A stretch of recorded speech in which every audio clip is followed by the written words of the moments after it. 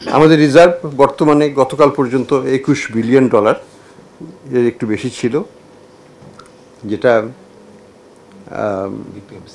BPM-6-এর হিসাবে IMF-এর যে strict definition আছে সেটা অনুযায়ী এটা আমাদের উন্নয়নটা ভালো। এখানেও মোটামুটিভাবে বলা যায় যে একটা স্বস্তিজনক অবস্থায় আছি।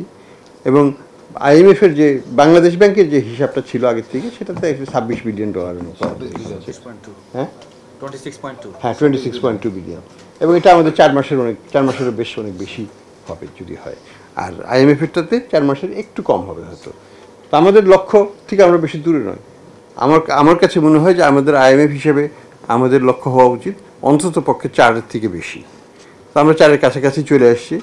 আর কিছু দূর গেলে আমরা এটাকে ক্রস করতে পারবো। তো আমরা এখন পর্যন্ত সেপ্টেম্বর মাসের IMF-এর নেট ইন্টারন্যাশনাল রিজার্ভ টার্গেট আমরা অবজার্ভ করছি, সেপ্টেম্বর ডিসেম্বরেও করেছি।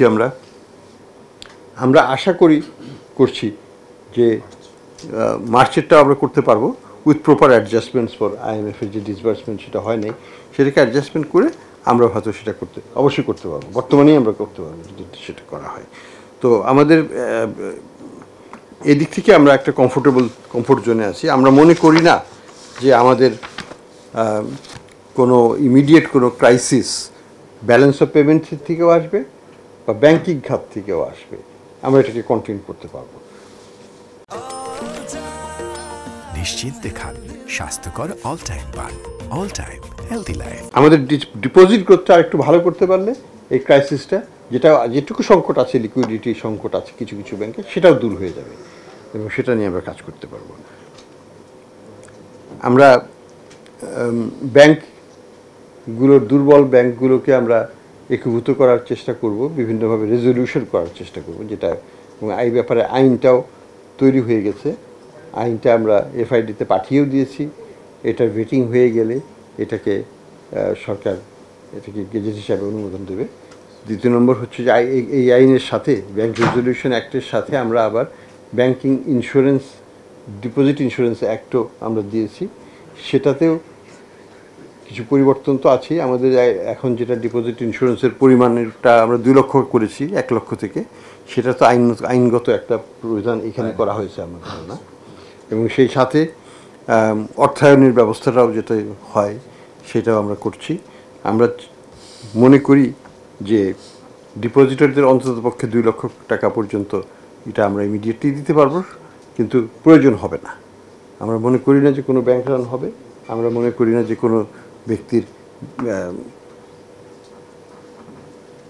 মানে ব্যাংকিং খাতে টাকা রেখে টাকা পাবে না, এটা হবে না বাংলাদেশে।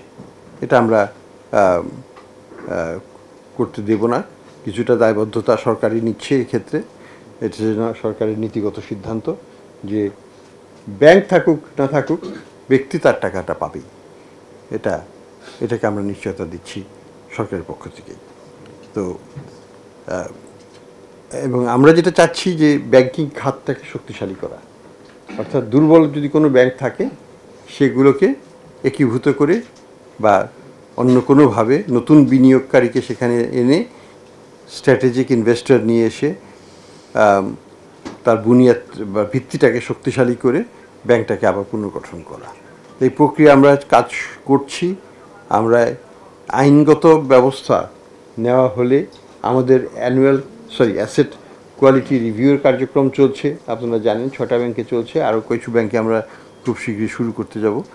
সেগুলো হয়ে গেলে আমরা ইনশাল্লাহ ব্যাংক রেজলিউশন অ্যাক্ট অনুযায়ী আমাদের ব্যাংকিং খাতকে একটু পুনর্গঠন করার একটা প্রচেষ্টা আমরা নেব।